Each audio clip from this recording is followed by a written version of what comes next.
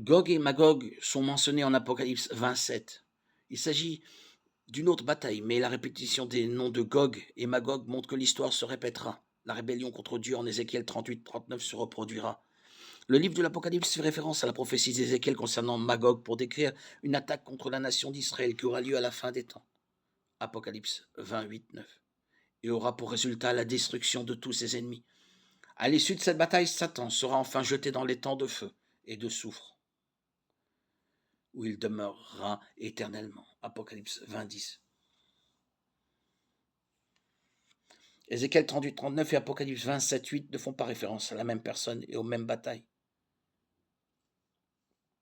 Dans la bataille d'Ézéchiel 38-39, les armées viennent essentiellement du nord et ne sont composées que de peu de nations. Tandis que la bataille en Apocalypse 27-9 impliquera toutes les nations avec des armées venant de toutes les directions. Satan n'est pas mentionné en Ézéchiel 38-39, tandis qu'en Apocalypse 27, le contexte montre clairement qu'il est à l'origine de la bataille de la fin du millénium. Ézéchiel 39, 11, 12 dit que les morts seront enterrés pendant 7 mois, ce qui serait inutile s'il s'agissait de la même bataille qu'en Apocalypse 28, 9, puisque celle-ci précède directement le jugement dernier, puis la destruction du ciel, la terre actuelle et la création d'un nouveau ciel et d'une nouvelle terre. Apocalypse 21, 1. En revanche, si cette bataille a lieu au début de la grande tribulation, il y aura évidemment besoin d'enterrer les morts, car Israël sera occupé pendant encore 1000 ans, la durée du millénium. Apocalypse 24, 6.